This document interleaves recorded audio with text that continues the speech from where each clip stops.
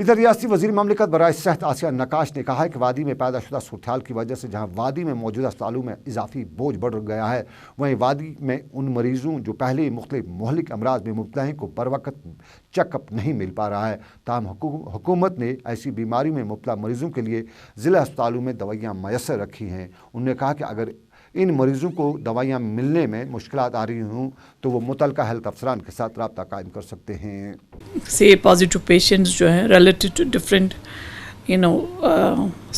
ये जो होते हैं इसके रिलेटेड डिजीज़ जो होते हैं, इसमें काफ़ी पेशेंट्स हैं। मुझे लगता है काफ़ी देर से, और हमने मुझे लगता है एक न्यूज़पेपर में भी आया, पेपर्स में भी हमने एक नोटिस दिया सबको जो ऐसे पेशेंट्स हैं उनको डिस्ट्रिक्ट हॉस्पिटल्स में अलॉन्ग विद देयर प्रिस्क्रिप्शंस जो रजिस्टर्ड हैं स्कीम्स में, वो हमारे डिस्ट्रिक्ट हॉस्पिटल्स में पहुँचे और वहाँ पे वो अपना जो ऑरल केमियो मेडिकेशन होता है तो वो उनको वहाँ पे मिलेगा। तो वो हमें स्कीम्स के ज़रिए हमने वहाँ पे वो प्रोवाइड किया। तो मुझे लगता है हो सकता है यहाँ पे मैं इतना कहूँगी कि हो सकता है बहुत से पेशेंट्स ना पे पहुँचे हों, क्योंकि हालात ही कुछ ऐसे बन गए जिनको ज़रूरत थी मेडिकेशन की टाइम पे वक्त पे डोजेज जिसको बोला जाता है। कभी किसी को 5 डोजेज की ज़रूरत पड़ती है इसमें केमियो में, तो कभी 3 की, कभी 3 तो होते हो ही जाते हैं। मगर हो सकता है मेरे पास बहुत से ऐसे पेशेंट्स हैं जिनको मैंने CM सेक्रेटेरिएट में किया करवाया है for medical aid, but honestly speaking मुझे लगता है पिछले 40 दिन तक वो मेरे पास नहीं पहुंच पाए हैं वो पेशेंट्स। नॉर्मली वो आ जाते थे कि हमारा केस कहाँ पहुंचा है, हमारे जो यहाँ प्रोग्रेस कहाँ हुई, हमें अभी पैसा नहीं आया मैडम, चेक नहीं बना है हमारे। मगर मुझे लगता है पिछले 40 दिन तक वो मेरे पास भी नहीं पहुंच पाए। मुझे आई वंडर कि क्या वाकई वो डिस्ट्रिक्ट हॉस्पिटल्स में ऑल ऑफ देम पहुंच पाए हैं कि नहीं, तो क्या वाकई उनका इलाज हुआ कि नहीं, या वो ज़्यादा बीमार हो गए।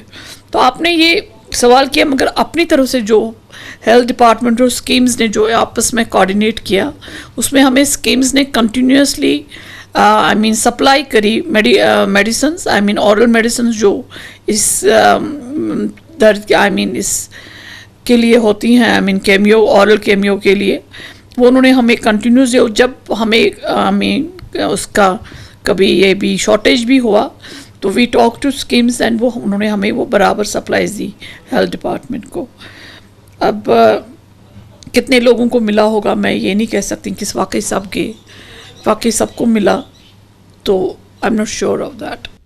LJP लीडर संजय सराफ ने श्रीनगर में आज एक प्रेस कॉन्फ्रेंस के दौरान रियासत की मजमूई सूरत-ए-हाल पर तशवीश का इजहार करते हुए बताया कि जहाँ रियासती सूरत-ए-हाल तशवीशनाक है, वहीं सियासी जमातें सूरत-ए-हाल पर सियासत ही कर रही है।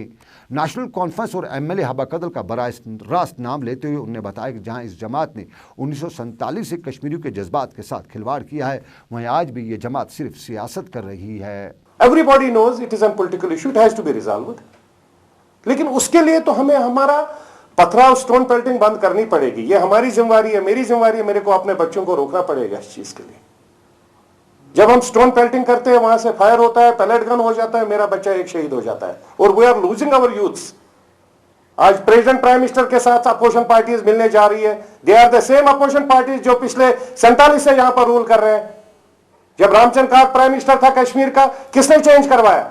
शेख मोहम्मद अब्दुल्ला साहब ने, जब वो जेल में था गांधरबल में, कश्मीरी पंडित प्राइम मिनिस्टर था कश्मीर का, उस टाइम जम्मू कश्मीर आजाद था, POK was part of this. किसने चेंज करवाया इस सिस्टम को? आज ये नोटंकी कर रहे हैं। When they were in the power, रायशुमारी के बाद 72 में फिर शेख मोहम्मद अब्दुल्ला साहब ने नहीं मान लेता, जेल में ही बैठ जाता वो। क्यों 72 में फिर उसने इलेक्शन करवाया? क्यों लोगों को धोखा दे रहे हैं आज इस स्टेज पर?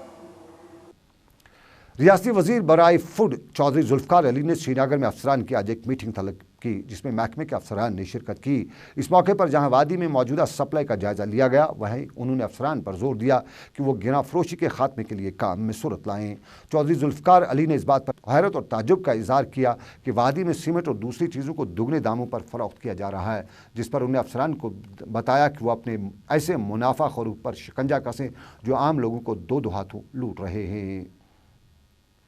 अनंतनाग हेल्थ सेंटर काजीगुंड में आज महकमे सेहत के मुलाजमीन ने एहतजाजी मुजाहरा किया, जिस दौरान वो नारेबाजी कर रहे थे। मुजाहरीन ने हाथों में प्ले कार्ड भी उठा रखे थे जिन पर मुख्तलिफ किस्म के नारे दर्ज थे। एहतजाजी मुजाहरीन जहां वादी में पैलेट के इस्तेमाल पर रोक लगाने की मांग कर रहे थे, वहीं उन्होंने फोर्सेज और आवाम से अपील किया कि वो महकमे की एम्बुलेंस गाड़ियों और अमले को निशाना ना बनाएं ताकि वो अपने फ़राइज़ अंजाम दे सकें।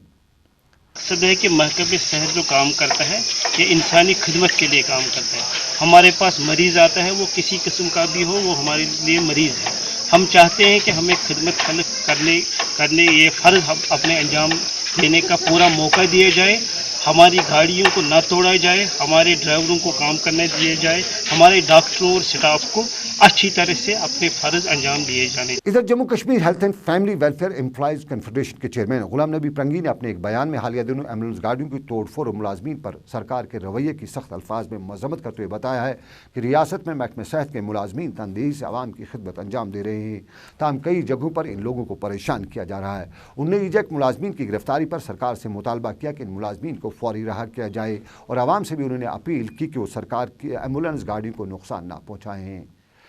इधर प्राइमरी हेल्थ सेंटर सलनमपुरा बडगाम में आज एक ब्लड डोनेशन कैंप का इनेकाद किया गया, जिसमें मुकामी नौजवानों ने रज़ाकाराना तौर पर अपने खून का त्याग पेश किया। वाज़ेह रहे कि वादी में कशीदा हालात के बाद मुख्तलिफ समाजी, मजहबी और रज़ाकार तंजीमों ने फ्री मेडिकल कैंप, लंगर और ब्लड डोनेशन कैंप मुनक्कद करके रिवायती भाईचारे, हम आहंगी और इंसानी जज्बे की मिसाल को बरकरार रखा है। और आखिर में आपको ये भी बताते चलें कि पंजीपोरा सोपोर के लोगों ने इतला दिया कि सूफी शायर मरहूम मोहम्मद सुल्तान की याद में जो सालाना तकरीब कल 25 अगस्त को मुनक्कद होने जा रही थी, वादी के मौजूदा हालात को देखते हुए फिलहाल मुलतवी की गई है और वादी में हालात साजगार होने के बाद ही नई तारीख का ऐलान किया जाएगा।